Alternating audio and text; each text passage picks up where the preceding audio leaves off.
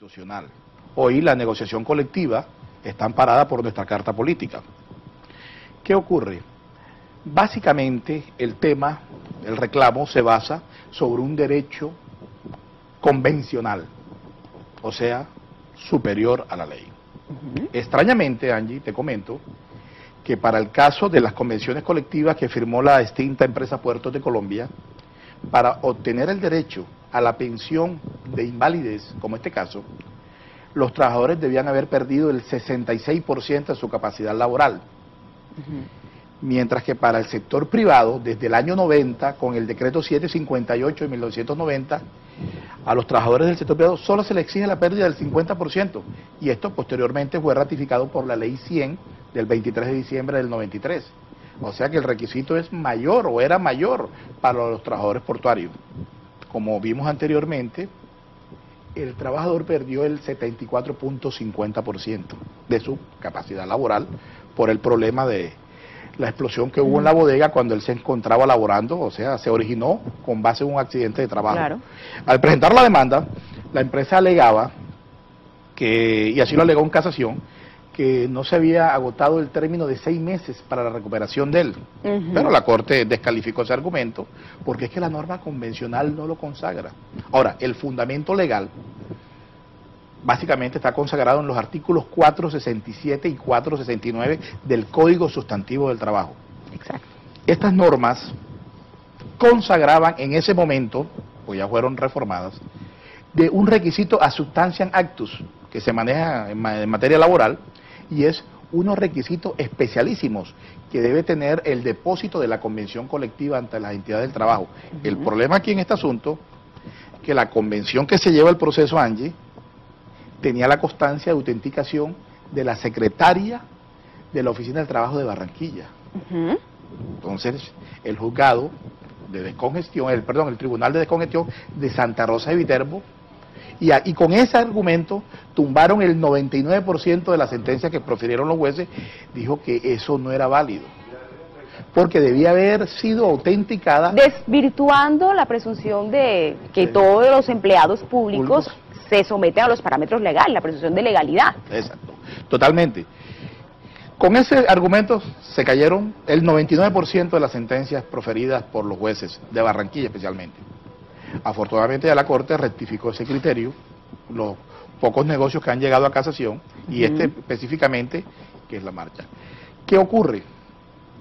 Ya ese requisito especial que te digo yo, ya no es necesario. Eso fue cambiado con el artículo 24 de la Ley 712 del 2001. Ya al momento de presentar la demanda para los estudiantes, ya no es necesario aportar el ejemplar de la Convención Colectiva de Trabajo debidamente autenticado. Tú lo puedes llevar al proceso con una fotocopia simple y es válido.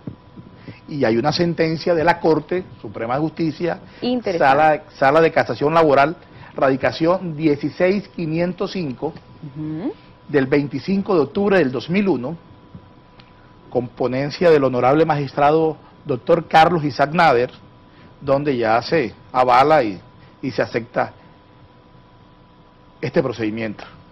Muy interesante. Aquí, básicamente, la reforma de la sentencia que hace el Tribunal de Santa Rosa de Viterbo con respecto a la sentencia que da el juez laboral de Barranquilla, fue esa, que dice que la señora secretaria que autenticó, lo dejó la constancia de que, la constancia más o menos aquí está, que la convención fue depositada en Bogotá tal día, y ella lo certificaba aquí en Barranquilla.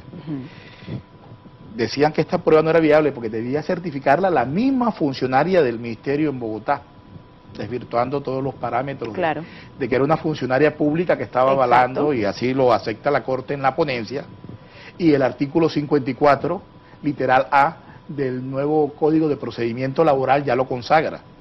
Y la Ley 446 del 98 en su momento también lo consagró. Entonces, estamos en presencia de eliminar los formalismos del procedimiento laboral.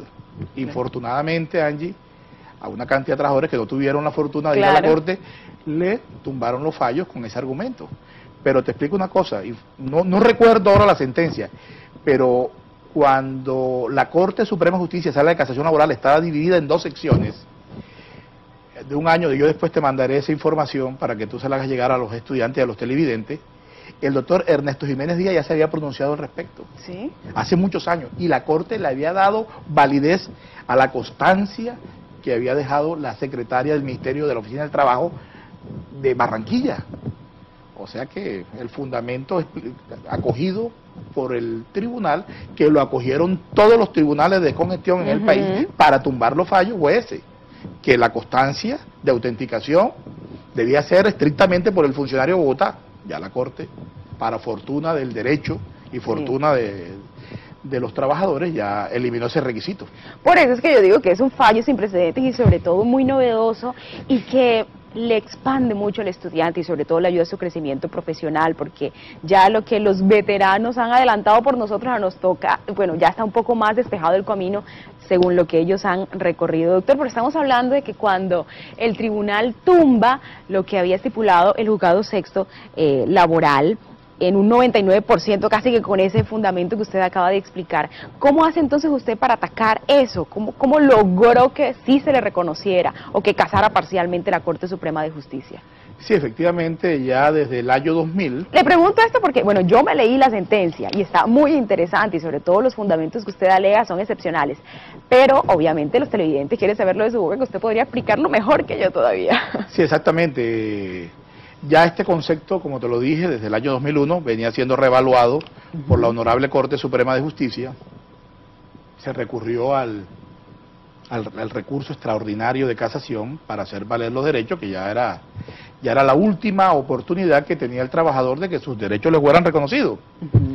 Aquí el problema radica, Angie, es que en casación es bien, como tú lo sabes, ya tú estás próxima a ser litigante.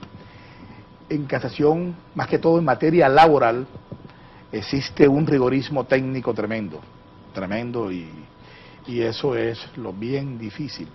Pero afortunadamente la demanda de casación llenaba todos los requisitos Sí. y de todas maneras se obtuvo el triunfo atacando básicamente el tema de la autenticación que hace la secretaria de la Oficina del Trabajo de Barranquilla.